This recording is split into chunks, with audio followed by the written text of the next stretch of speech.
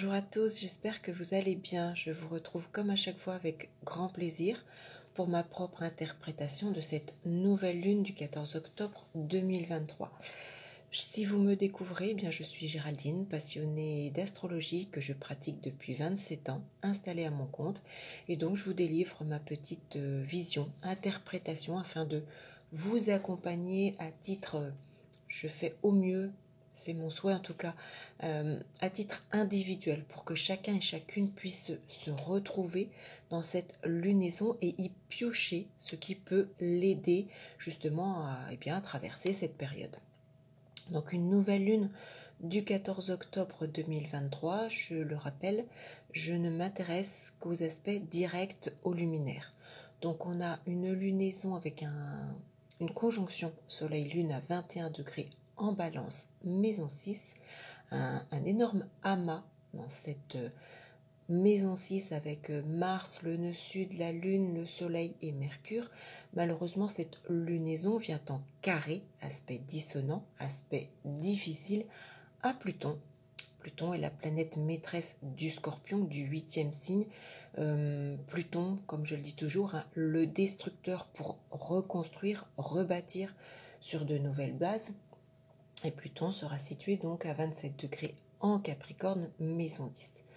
Pluton est également pour cette nouvelle lune maître de la maison 6, donc un maître de la maison 6 en carré avec des éléments en maison 6. On a vraiment une énorme valorisation de ce secteur 6.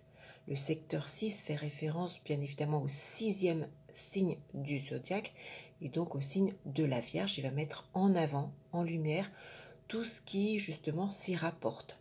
Les domaines de vie, les synonymes, les mots-clés, etc.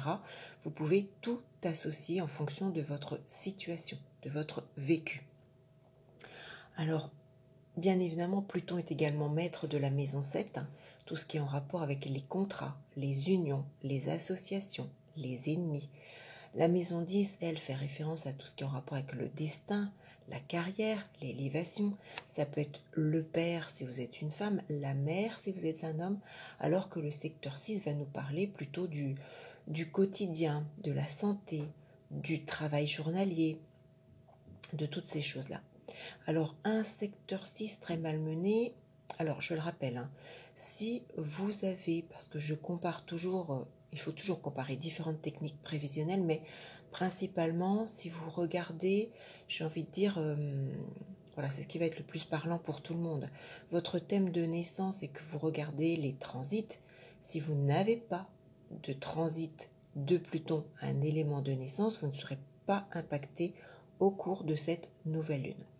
Si vous avez un transit ou des transits de Pluton en positif à différents éléments de votre thème de naissance, vous ne serez pas non plus impacté par cette nouvelle lune. Par contre, si votre thème de naissance subit des transits dissonants de Pluton, donc, alors ça peut être une conjonction. Si Pluton à 27 degrés vient justement en conjonction par exemple de votre soleil, puisque cette nouvelle lune va impacter délicatement les signes solaires. Donc si vous êtes toute fin Capricorne, si vous êtes toute fin Bélier, toute fin Balance ou toute fin Cancer, puisque votre soleil va se positionner à cet endroit-ci et Pluton viendra donc soit en conjonction si vous êtes Capricorne, soit en carré si vous êtes Bélier, Balance, soit en opposition si vous êtes Cancer. Donc là, il y a dissonance. Ça, c'est encore une fois par rapport à votre signe solaire. Mais c'est également le cas, vous pouvez très bien être né, je ne sais pas moi, Sagittaire ou Gémeaux ou Lion et avoir un élément de naissance, quelle que soit la planète, fin Capricorne, fin Bélier, fin Balance ou fin Cancer. Que ce soit une planète ou que ce soit un angle. Si vous avez par exemple votre axe ascendant, descendant, milieu de ciel, fond de ciel, ou si vous avez, je ne sais pas moi, Vénus, Uranus, Mars, peu importe la planète, positionné à ces endroits-ci, là vous allez être impacté délicatement au cours de cette nouvelle lune, puisque Pluton est quand même une planète très lente, très brusque, très malmenante. Voilà, elle laisse un impact profond, j'ai envie de dire. Donc cette maison 6, elle nous dit quoi? Avec une lune qui est tout de même fin maîtresse maison 2, donc tout ce qui est en rapport avec l'argent, les finances, les biens matériels, le bien-être. La lune est également maître de 3, donc ça peut être la communication, ça peut être les frères, les sœurs, le voisin, ça peut être les petits déplacements, petites distances ou durée courte en temps. Mercure également est conjoint à cette lunaison. Mercure est également maître d'ascendant, donc le moi profond, le physique, l'apparence. Maître est également de 2, donc on a encore cette connotation financière. Mercure, alors le soleil est également, la lune est également lune et soleil maître de 4, donc ça peut être des impacts difficiles, compliqués en lien avec votre foyer, votre lieu de vie, que ce soit l'habitation, que ce soit votre adresse, que ce soit votre famille, que ce soit votre maman, si vous êtes une femme, votre papa, si vous êtes un homme.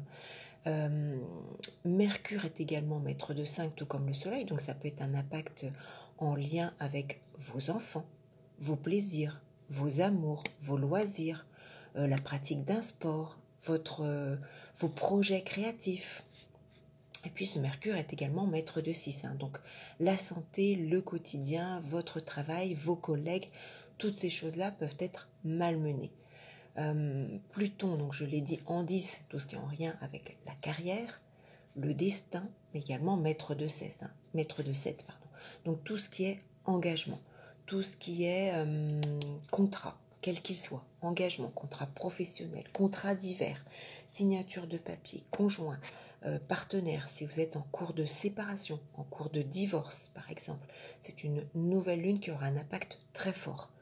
Alors, cette maison 6 peut également mettre en avant des événements de type, bien évidemment, je disais travail quotidien, donc en lien avec le chômage, en lien avec Pôle emploi, ça peut être une inscription, ça peut être un licenciement, ça peut être des problématiques simplement avec un ou une collègue de travail. Ça peut être, pourquoi pas aussi, la maison 6, c'est tout ce qui est en lien avec le contrôle. Donc le contrôle, la comptabilité, ça peut être, pourquoi pas, vous êtes à votre compte, vous allez passer par un contrôle comptable qui va s'avérer malheureusement contrariant pour vous, difficile. Peut-être avec... peut-être ce contrôle va faire ressortir des choses négatives et que vous allez être dans l'obligation de mettre en place des démarches pour rétablir justement ces problématiques. Ça peut être ça.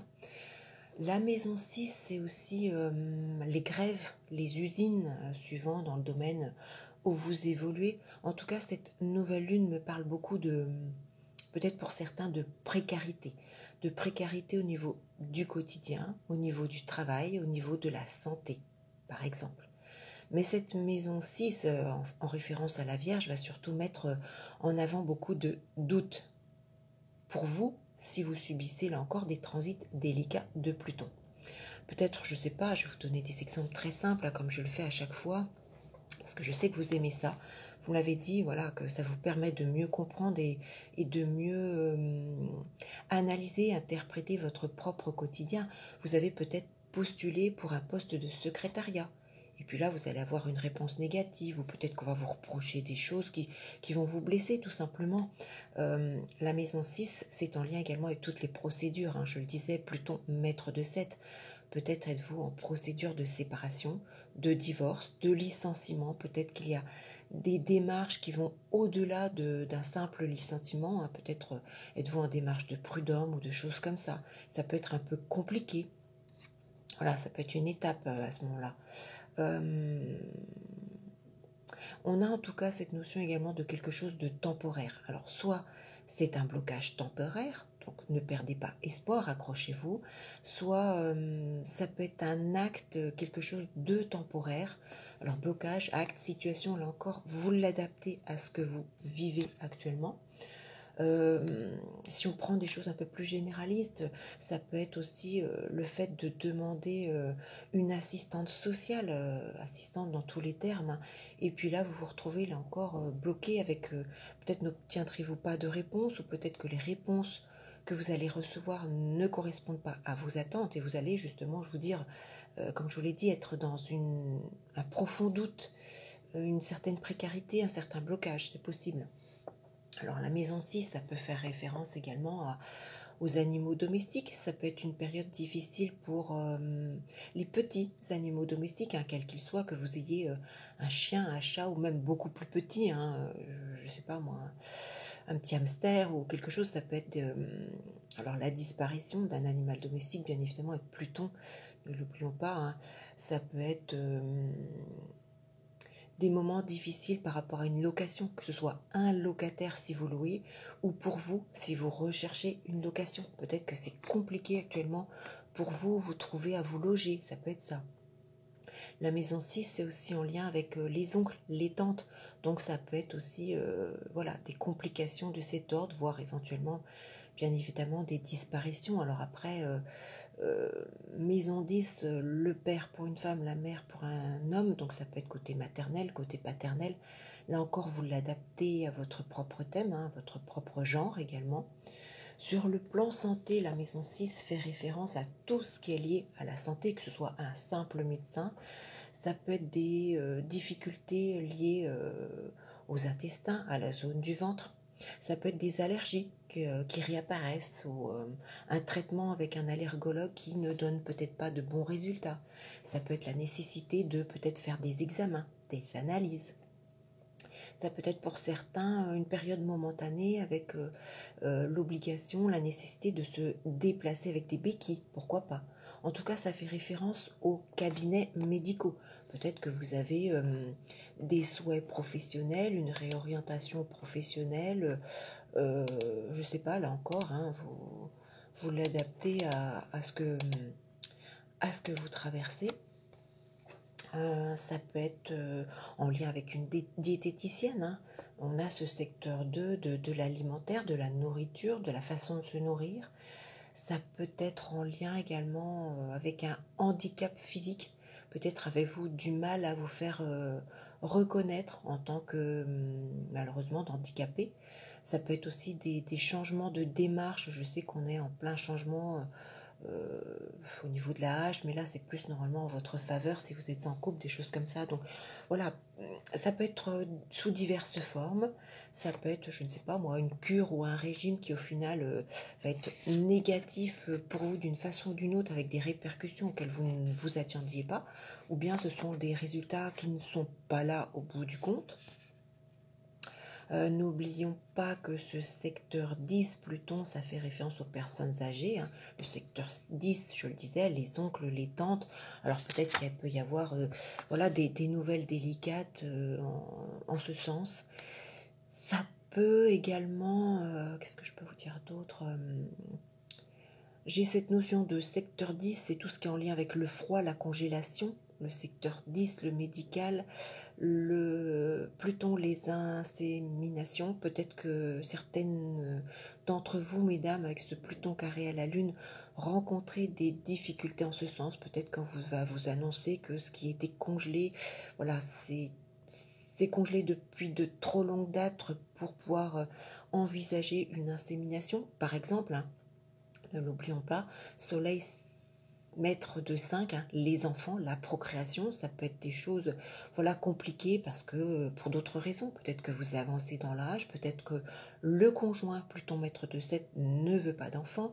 Ça peut être un petit peu toutes ces choses-là, ça peut être aussi secteur 10 des problèmes d'articulation, de rhumatisme, de cartilage. Ça peut être un genou délicat ou une intervention au niveau du genou. Je parlais de béquilles qui nécessitent voilà, ce type de déplacement. Ça peut être une complication avec le secteur 10, c'est tout ce qui est élévation, c'est gravir les échelons. Peut-être que vous êtes bloqué sur le plan professionnel, que vous n'arrivez pas justement à évoluer comme vous le souhaiteriez. C'est une nouvelle lune également qui peut bloquer des démarches de type fonctionnaire. Peut-être avez-vous fait des demandes ou peut-être vous retrouvez vous face à quelqu'un voilà, qui ne vous écoute pas ou qui ne répond pas à vos demandes. En tout cas, il y a une forte notion dans cette nouvelle lune pour moi qui me parle d'immobilité, d'impuissance, de limitation. Peut-être que c'est simplement ça que vous allez ressentir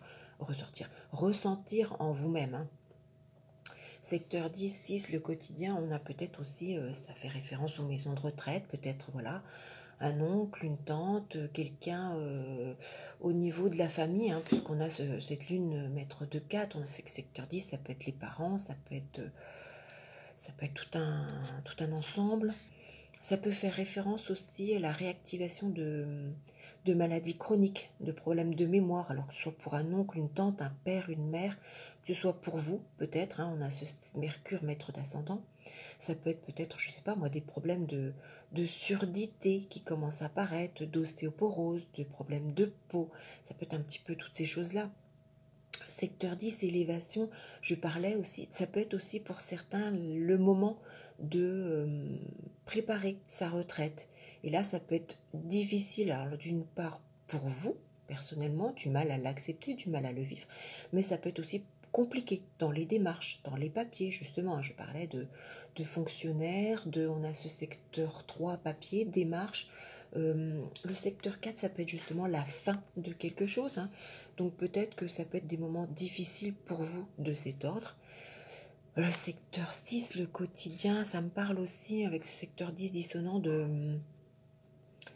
alors peut-être de problèmes de toiture, de plomberie. Ça peut être un peu ces choses-là. Alors problème de différentes façons. Soit vous allez subir un problème de toiture ou un problème de plomberie, soit vous rencontrez des difficultés avec un artisan, avec un professionnel, soit vous n'arrivez pas peut-être à résoudre un problème de plomberie, soit malheureusement ce qu'on va vous annoncer sera beaucoup plus inquiétant et difficile que ce que vous n'imaginiez.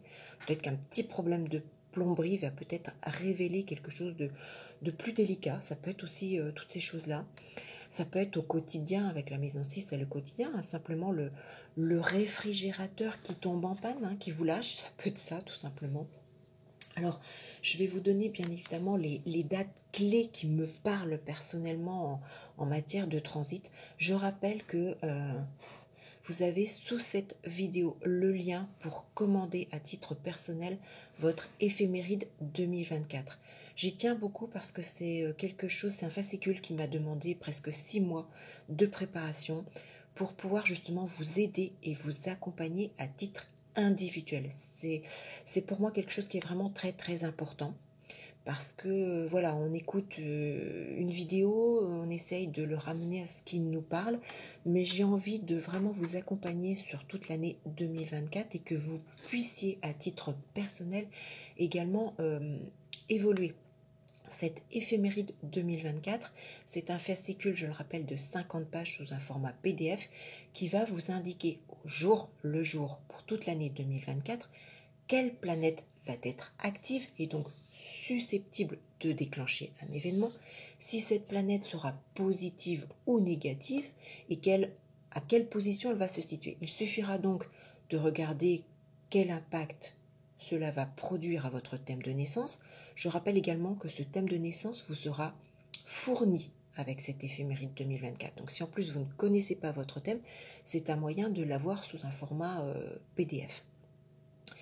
Et puis vous avez au cours de ce fascicule dans toute une première partie qui vous permet justement de vous débrouiller seul, de comprendre comment l'utiliser, de savoir où vous positionner, quoi aller chercher. D'ailleurs, je sais qu'il y a bon nombre d'entre vous, membres de cette communauté, qui avaient déjà investi dans cet achat. Vous pouvez laisser justement un petit commentaire sous cette vidéo pour encourager ou témoigner pour les personnes qui peut-être hésitent à acheter cette éphéméride. Je sais que voilà, j'ai de bons retours pour l'instant, de très bons retours, donc je vous remercie. Ce qui m'encourage peut-être à vous préparer une éphéméride 2025, je verrai. Mais encore une fois, voilà, vous savez avec cette éphéméride, ce que je vais vous indiquer là, voilà, quelles sont les dates les plus délicates, vous pourrez justement les repérer vous-même. Et à l'inverse, profitez au mieux des dates les plus positives. Si vous avez justement une planète active qui est en bon aspect avec votre secteur financier, votre secteur amoureux, votre secteur professionnel, votre secteur de voyage, eh bien vous pourrez planifier des événements, prendre des rendez-vous à ces moments-là, plutôt que si c'est une journée compliquée, là vous dire bon attention, voilà. Ou si vous avez un rendez-vous, vous êtes convoqué, ça vous permet de vous y préparer également d'autant mieux. Donc revenons à cette nouvelle lune avec un Pluton extrêmement délicat puisque c'est une planète très très puissante. Au niveau des transits, j'ai 2 dates d'activation sur fin octobre, dont une que je ressens très très très forte et qui donc va être, je pense, la plus délicate en ce mois d'octobre puisque Pluton sera actif et négatif et très puissant le 21 octobre 2023. Donc si vous avez des transits délicats, attention à ces dates, soyez vigilants à ce qui se passe pour vous, à ce que vous devez mettre en place, rendez-vous ou autre, par rapport à tout ce que je viens de vous énumérer, surtout si ça vous parle et si ça correspond à ce que vous vivez. Et puis en matière de transit, il y a une deuxième date importante négative, mais que je ressens moins fortement, qui est le 28 octobre. Alors à plus ou moins 1 ou 2 jours, 21 octobre, peut-être même un petit peu plus, on peut peut-être prendre plus ou moins 3 jours avant, 3 jours après. Mais soyez très vigilants aux environs du 21 octobre et aux environs du 28 octobre. Je pense qu'il va se passer des événements délicats par rapport justement à tout ce que je viens de vous énumérer. Alors il y a sûrement encore tout un tas d'autres choses parce que comme je l'ai déjà indiqué, il faut interpréter l'ensemble de cette carte par rapport à votre natal. Donc voilà, vous avez toutes les informations sous cette vidéo. Je reste bien évidemment à votre écoute si vous êtes, si vous avez besoin de précision, d'informations. Pour l'instant, tout se passe très bien, je pense, par rapport, vous êtes très nombreux à avoir commandé cette éphéméride. Je vous en remercie encore une fois. Et puis donc, bien voilà, je vous souhaite bien une excellente nouvelle lune. Je pense que lorsqu'on est préparé justement à ces informations-là, ça permet de prendre un petit peu les choses d'une autre façon et de justement de s'y préparer de façon plus facilement. Donc voilà, je vous souhaite une excellente nouvelle lune. J'espère malgré tout vous retrouver pour les prochaines vidéos. Et puis donc je vous retrouve, je l'espère, très très vite. Excellente nouvelle lune à tous et puis à bientôt pour une nouvelle vidéo. À très vite.